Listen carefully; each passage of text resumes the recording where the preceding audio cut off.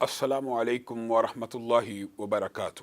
بسم اللہ الرحمن الرحیم۔ پروگرام چھوٹا عمل بڑا ثواب میں میں ہوں آپ کا میزبان حافظ ہشام الہی دہیر۔ معزز سامعین گرامی قدر، ہم آپ کے سامنے گزشتہ 2 پروگرام سے یہ بات رکھ رہے ہیں کہ اللہ کے رسول کی اطاعت کرنا یہ اتنا عام، اتنا آسان، دیکھیں لاجک اور منطق کے اعتبار سے بھی رسول اللہ صلی اللہ علیہ وسلم کی بات ماننا ہمارے اوپر تمام تر جتنی بھی دین کی باتیں ہیں ہم تک کس نے پہنچائی ہیں؟ رسول اللہ صلی اللہ علیہ وسلم نے۔ ہمیں تو اللہ کا پتہ بھی رسول اللہ نے دیا، ہم ایمان بالغیب لے کے آئے ہیں، لیکن ہمیں رسول اللہ صلی اللہ علیہ وسلم نے یہ بات بتلائی ہے، اللہ کے بارے میں ہم ایمان لے آئے۔ یعنی رسول اللہ کی بات کے اوپر اگر ہم اتنی بات کے اوپر ایمان لے کے آئے ہیں کہ اللہ ہے، جبریل امین آئے ہیں، تو باقی رسول اللہ صلی اللہ علیہ وسلم کی حدیث کے اوپر ایمان کیوں نہیں لے کے آنا؟ رسول اللہ نے سب سے پہلے جو تبلیغ کا بنیادی نقطہ بیان کیا تھا کیا تھا؟ سچائی۔ اور کھڑے ہو کے پہاڑ پہ کیا کہا تھا؟ اگر میں کہوں اس پہاڑ کے پیچھے ایک لشکر جرار ہے، یقین کر لو گے؟ کیا پیش کیا؟ اپنی ذات کو پیش کیا کہ میں تمہارے اندر رہا ہوں، 40 برس تمہارے اندر گزار چکا ہوں، کیا تم نے مجھے جھوٹا پایا؟ اگر میں کہوں لشکر آ رہا ہے، یقین کر لو گے؟ سب نے کہا یقین کر لیں گے۔ تو رسول اللہ صلی اللہ علیہ وسلم نے یہ ایک بنیاد اور حجت پیش کی کہ اگر میں لشکر کے بارے میں جھوٹ نہیں بولتا تو کیا میں اللہ کے بارے میں کوئی جھوٹ بولوں گا؟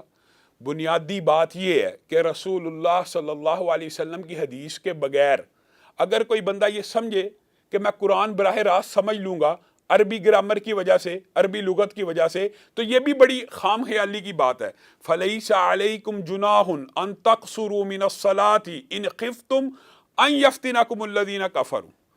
اب یہ جو آیت ہے فَلَيْسَ عَلَيْكُمْ جُنَاحٌ، کہ تمہارے پہ کوئی گناہ نہیں ہے کہ تم نماز کو قصر کرو، ان خفتم، اگر تمہیں خوف ہو، اگر تمہیں خوف ہو کس کا؟ کفار کے حملے کا، تو تم نماز کو قصر کر دو۔ اب آپ مجھے بتلائیے، کوئی عربی دان اٹھے بغیر حدیث کے اس آیت کو سمجھنا چاہے تو وہ کیا کرے گا؟ وہ کہے گا کہ نماز صرف اس وقت قصر ہوگی کہ جب تمہیں خوف ہوگا، ان یفتنکم الذین کفروا، جب تمہیں کافروں کا خوف ہوگا، ان خفتم، اگر تمہیں خوف ہو تب قصر کی اجازت ہے قرآن پاک میں۔ اب ہمیں کیسے پتہ چلے گا کہ سفر میں بھی نماز قصر کی اجازت ہے؟ جب ہم حدیث کو ملائیں گے تو یہ بات بڑی آسانی سے سمجھ آ جائے گی۔ حضرت عمر کے پاس ایک صحابی آئے ہیں، اور بعض روایات کے اندر وہ تابعی ہیں، لیکن حقیقت بات یہ ہے، راجح بات ہے، وہ صحابی ہیں۔ حضرت عمر کو آ کے کہتے ہیں فَلَيْسَ عَلَيْكُمْ جُنَاحٌ، یہ جو آیت ہے قرآن پاک کی، اب تو پورے جزیرۃ العرب کے اندر امن ہو گیا، اب تو نماز کو ادا نہیں کیا جا سکتا۔ تو حضرت عمر مسکرانا شروع ہو گئے، کہا عجبت مما عجبتا، اس بات کے اوپر میں نے بھی تعجب کا اظہار کیا تھا جیسے تو تعجب کا اظہار کر رہا ہے، اور میں نے اپنا یہ سوال رسول اللہ صلی اللہ علیہ وسلم کی بارگاہ میں پیش کیا تو رسول اللہ صلی اللہ علیہ وسلم نے کہا تھا یہ اللہ کی طرف سے تمہیں تحفہ دیا گیا ہے، یہ صدقہ کیا گیا امت کے اوپر، اس کو قبول کرو۔ گویا سفر کے اندر جو نماز کو قصر کرنا یہ کہاں سے ملتا ہے؟ رسول اللہ صلی اللہ علیہ وسلم اس آیت کی تشریح میں بیان کرتے ہیں کہ یہ احکامات سفر کے اندر بھی آئے ہیں، یہ صرف اس وقت نہیں ہے کہ جب کافروں کا خوف ہو۔ یاد رکھیے، جب بھی قرآن بندہ اکیلا سمجھنے کی کوشش کرے گا نا، خالی قرآن، سب سے بڑے کائنات کے عالم نبی کریم صلی اللہ علیہ وسلم کے بعد کون سے؟ انبیاء کے بعد سب سے بڑا عالم تاریخ انسانیت میں اگر کوئی ہیں تو ابو بکر ہیں۔ اگر ابو بکر بھی براہ راست کئی مرتبہ قرآن کو سمجھنے کی کوشش کرتے ہیں تو خطا ہو سکتی ہے۔ رسول اللہ صلی اللہ علیہ وسلم جو بات کہیں گے وہ خطا کے بغیر ہے۔ من یعمل سوءا یجزا بہ، حضرت ابو بکر رونا شروع ہو گیا ہے، قرآن کی آیت نازل ہو گئی ہے، اللہ کے رسول کے پاس گئے، کہا اللہ کے رسول، قرآن نے تو یہ کہہ دیا کہ جو بندہ کوئی عمل برا کرے گا اس کی سزا پائے گا، اب یہ کیا ہوگا؟ یعنی برائی سے کون سا بندہ پاک ہے؟ برا عمل تو انسان نے، ابن آدم نے کرنا ہی کرنا ہے، ہر برے عمل کی سزا ملنی ہے۔ یہ تو بڑی خطرے کی بات ہے، ہم تو پھر مارے گے، ہم تو پھر اجڑ گئے وغیرہ اس طرح کی بات کی تو نبی کریم صلی اللہ علیہ وسلم مسکرانا شروع ہو گئے۔ الست تمرض، کیا تو بیمار نہیں ہوتا؟ کیا تجھے دکھ نہیں پہنچتا؟ کیا تجھے تکلیف نہیں پہنچتی؟ کیا تو نیکیاں نہیں کرتا؟ مراد یہ ہے کہ جو نیکیاں ہوتی ہیں وہ برائیوں کو کھا جاتی ہیں۔ یہ نہیں ہے کہ برائیوں کی کمپائل ہوئی جا رہی ہے تو ہر برائی کا بدلہ ملنا ہے، بلکہ اگر انسان نے توبہ کی ختم ہو گئی۔ انسان مریض ہوا اس کی برائیاں ختم، حتیٰ کہ مومن کے دل کے اندر جو کانٹا بھی چبھتا ہے نا، ہلکی سی چبھن کہ کوئی چیز گم ہو گئی ہے، وہ جو ہلکی سی تکلیف یا ٹھیس پہنچتی ہے نا، اس کے اوپر بھی بندہ مومن کو اجر ملتا ہے، اس کے اوپر بھی بندہ مومن کو اجر ملتا ہے۔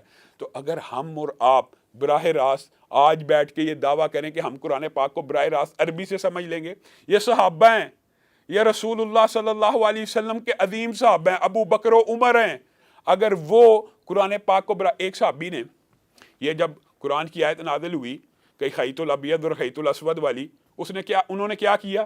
انہوں نے ایک دھاگا سفید اور ایک دھاگا کالا، آپ کو پتہ یہ مشہور واقعہ ہے، اور دیکھنے لگے کہ کب سفید اور کالا دھاگا سورج کی روشنی میں واضح ہوتا۔ مراد نہیں سے سمجھ سکے، مراد قرآن پاک کی یہ تھی کہ جب سورج نکل آئے، مراد تو یہ تھی نا۔ تو لیکن اگر کوئی بندہ براہ راست قرآن پاک اپنی عربی دانی کی وجہ سے اور لاجک اور منطق سے کہ میں صرف عربی کا ماہر ہوں تو میں قرآن پاک کو سمجھ لوں گا، وہ قرآن پاک کو نہیں سمجھ سکتا جب تک حدیث کو نہیں ملائے گا۔ ہاں، حدیث کو قرآن کی تفسیر میں ملا لیا جائے، قرآن پاک پورے کا پورا سمجھ آ جائے گا۔ نبی کریم صلی اللہ علیہ وسلم نے جو قرآن پاک کی تشریح کی ہے، وَأَنزَلْنَا إِلَيْكَ الذِّكْرَ لِتُبَيِّنَ لِلنَّاسِ مَا نُزِّلَ إِلَيْهِمْ، نبی کریم کو بھیجا اس لیے گیا ہے کہ وہ قرآن پاک کی تشریح کو بیان کرے۔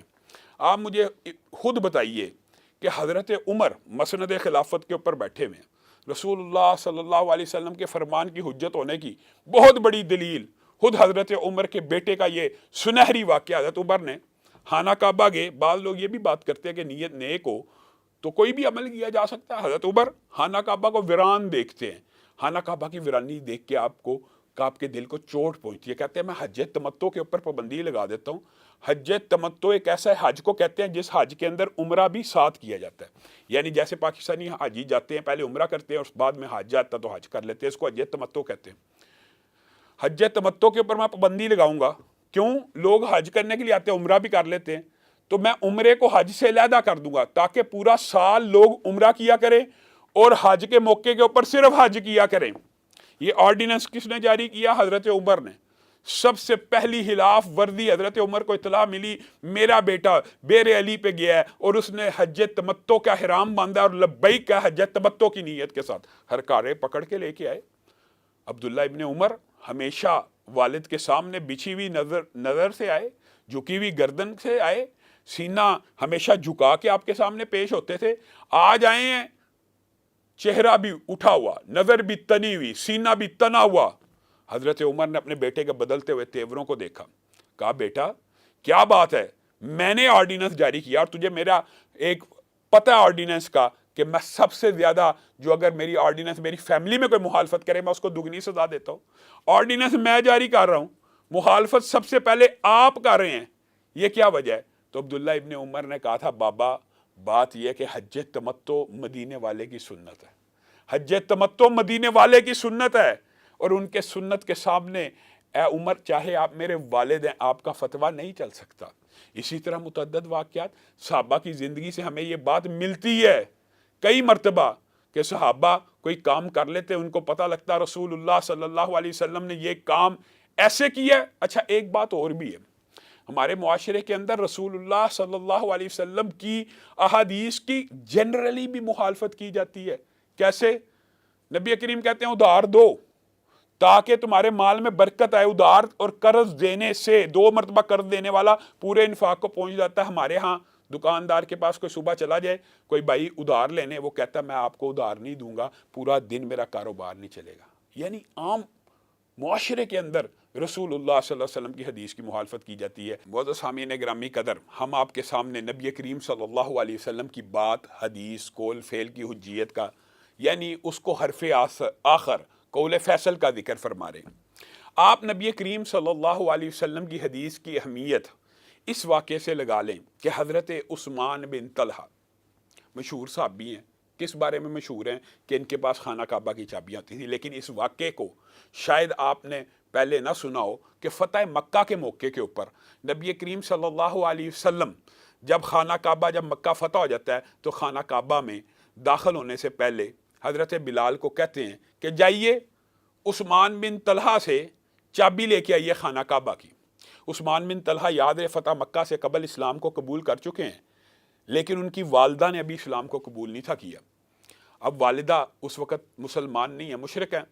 حضرت بلال حضرت عثمان بن طلحہ کے گھر جاتے ہیں کہ خانہ کعبہ کی چابیاں رسول اللہ صلی اللہ علیہ وسلم نے کہا عثمان بن طلحہ کو ساتھ لے کے آئیے. تو آپ چلیے رسول اللہ کی بارگاہ میں. اندر والد ہیں، والدہ کہتی ہیں ہرگز نہیں، یہ دین سے پھر گئے ہیں، ان کو خانہ کعبہ کی چابیاں کبھی مت دینا، یہ اللہ کا گھر ہے وغیرہ وغیرہ. یہ ایک لمبا سیرت کا واقعہ ہے. ہمارے موضوع کے ساتھ جو بات متعلق ہے وہ یہ ہے کہ نبی کریم صلی اللہ علیہ وسلم نے حضرت عمر کو کہا کہ بڑی تاخیر ہو گئی ہے، ابھی تک بلال عثمان بن طلحہ کو لے کے نہیں آئے. حضرت عمر گئے. آپ کو پتہ ہے امیر عمر کی پھر شان، وقار، روب، دبدبہ، اونچی آواز میں. دیکھا بلال باہر کھڑے ہیں، عثمان بن طلحہ اندر ہے. عثمان، خانہ کعبہ کی چابیاں رسول اللہ صلی اللہ علیہ وسلم منگوا رہے ہیں. والدہ امیر عمر کی روب دار آواز سن کے گھبرا جاتی ہیں کہ دے دو دے دو ان کو چابیاں دے دو. وہ جو بلال کو چابیاں نہیں تھی دے رہی، حضرت عمر کی صرف آواز سن کے کہہ رہی ہیں کہ دے دو ان کو چابیاں. اب عثمان باہر آتے ہیں، حضرت عمر کے ہاتھ میں چابی پکڑاتے ہیں، کہتے ہیں نہیں، رسول اللہ صلی اللہ علیہ وسلم نے کہا عثمان بن طلحہ کو ساتھ لے کے آؤ. اگر چابی منگوانا مقصود ہوتا تو میں لے کے چلا جاتا. صحابہ رسول اللہ صلی اللہ علیہ وسلم کی اتنی بات کی پیروی اور اتباع کیا کرتے تھے. اب عثمان بن طلحہ چابی لے کے خانہ کعبہ کی رسول اللہ صلی اللہ علیہ وسلم کے پاس آئے. رسول اللہ صلی اللہ علیہ وسلم نے خانہ کعبہ کے اندر، آپ کو پتہ یہ لمبا چوڑا واقعہ، بتوں کو توڑا، عبادت کی. جو بات مفہوم، بات کا جو مقصد ہے وہ بیان کرنے کا یہ ہے. رسول اللہ باہر آئے. اب ہر صحابی اپنی گردن کو اونچا کر رہا ہے کہ آج خانہ کعبہ کی چابیاں شاید مجھے عطا کی جائیں، آج خانہ کعبہ کی چابیاں شاید مجھے عطا کی جائیں. رسول اللہ صلی اللہ علیہ وسلم لیکن کچھ اور ہی دیکھ رہے ہیں. عثمان بن طلحہ کا ہے، صحابہ بیان کرتے ہیں وہ تو رو رہے تھے اور روتے روتے گھر کو چلے گئے. رسول اللہ نے کہا ان کو بلایا جائے. کہا عثمان، لگتا ہے آپ نے دل سے ہمیں چابیاں نہیں دی.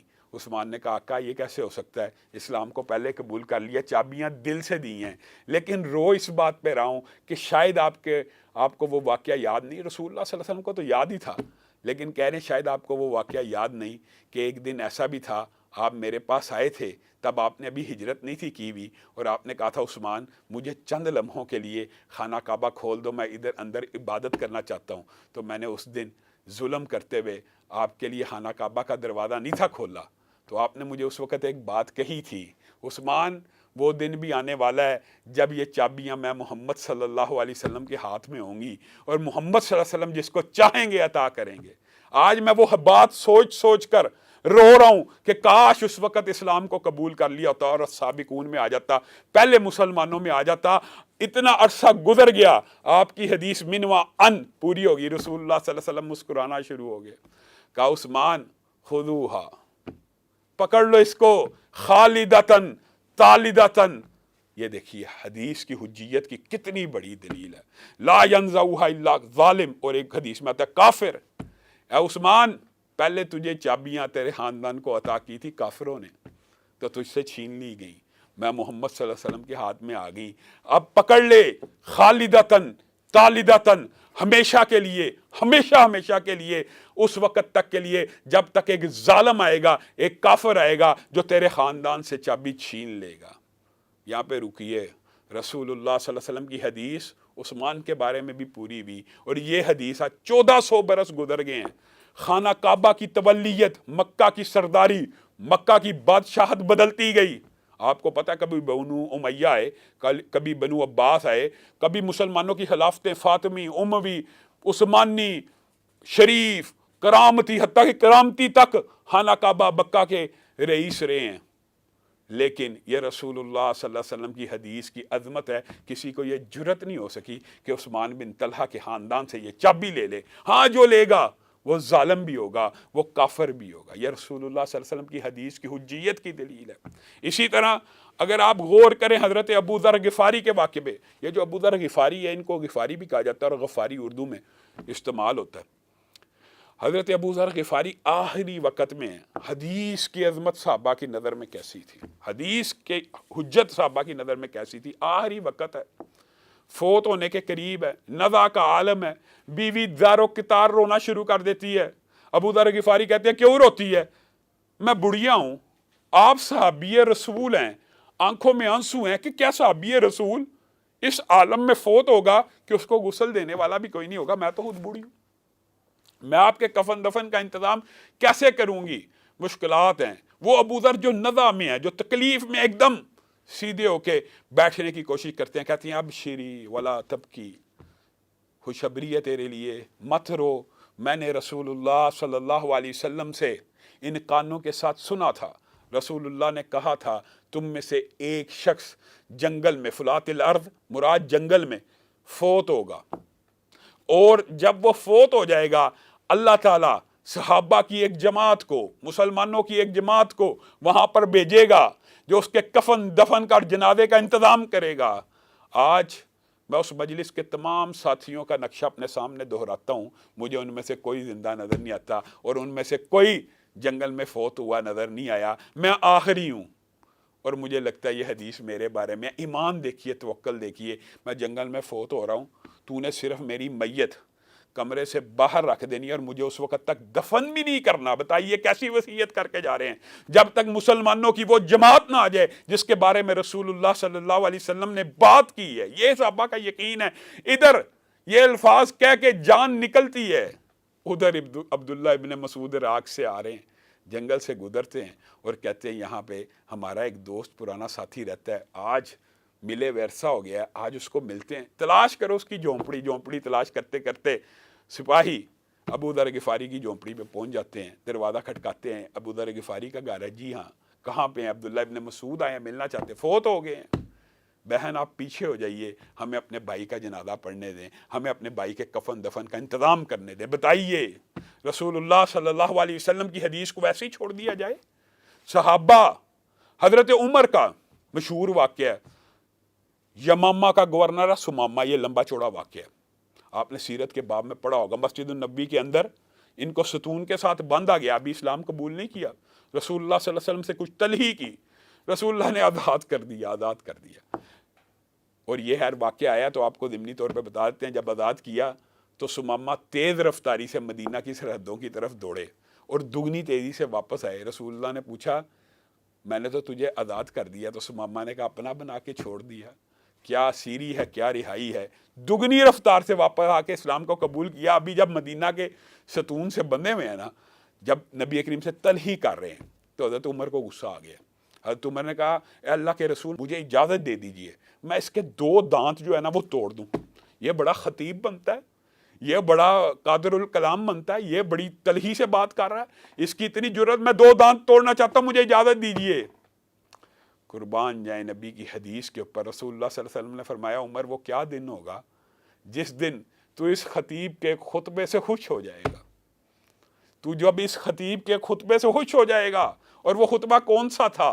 جب رسول اللہ صلی اللہ علیہ وسلم دنیا سے چلے گئے نا, حضرت سمامہ اس خطبے میں شامل تھے جو حضرت ابو بکر نے دیا تھا مسجد النبوی کے اندر, کہ رسول اللہ صلی اللہ علیہ وسلم ایک انسان ہیں, ان کے اوپر بھی موت کا وقت آ گیا ہے, جو کوئی اللہ کی عبادت کرتا ہے تو اللہ ہمیشہ رہنے والا ہے, اور جو کوئی محمد صلی اللہ علیہ وسلم کی عبادت کرتا ہے تو سن لے اللہ تعالیٰ ہی کو صرف موت سے پاک ہے. یہ لمبا چوڑا خطبہ عربی زبان کا مشہور خطبہ, یہ خطبہ سمامہ نے پورے کا پورا یاد کر لیا, کیونکہ ان کو بھی پتا تھا کہ مکہ کے اندر جب رسول اللہ کی وفات کی خبر پہنچے گی وہاں پہ بھی مدینہ جیسا ریئیکشن ہوگا کہ حضرت عمر جیسے لوگ تلوار لے کے کھڑے ہو جائیں گے, خبردار کسی نے کہا محمد صلی اللہ علیہ وسلم دنیا سے چلے گئے تو میں ان کی گردن کو کاٹ دوں گا. ابو بکر نے کہا بیٹھ جائیے, وما محمد الا رسول قد خلت من قبلہ الرسل افئن مات او قتل انقلبتم علی اعقابکم. محمد صلی اللہ علیہ وسلم اللہ کے ایک رسول ہیں, جیسے پچھلے رسول آئے ہیں, بلند ہیں, سب سے افضل, لیکن اگر دنیا سے چلے جائیں گے تو اپنے پاؤں سے پھر جاؤ گے. پورا یہ خطبہ دیا سمامہ نے, پورے کا پورا یہ خطبہ یاد کیا, گھوڑا دوڑایا, مکہ کے اندر جا پہنچے اور مکہ میں جا کے یہی خطبہ دیا. جس طرح مدینہ کے اندر سارے صحابہ کو یقین آ گیا کہ اب رسول اللہ چلے گئے ہیں, حضرت عمر کو خبر پہنچی تو حضرت عمر رونا شروع ہو گئے. کہا اللہ کی قسم رسول اللہ صلی اللہ علیہ وسلم نے مجھے کہا تھا ایک دن آئے گا جب تو سمامہ کے خطبے سے راضی ہو جائے گا. یہ ہے رسول اللہ صلی اللہ علیہ وسلم کی حدیث, یہ ہے ان کی حدیث کی اہمیت. معزز سامعین گرامی قدر, ہمارے اور آپ کے لیے حدیث کے اوپر عمل کرنا ہی جنت کا راستہ ہے. یہاں پہ ہم آپ سے لیتے ہیں اجازت, انشاءاللہ اگلے پروگرام میں نئے موضوع کے ساتھ آپ کی خدمت میں حاضر ہوں گے. والسلام علیکم ورحمۃ اللہ وبرکاتہ.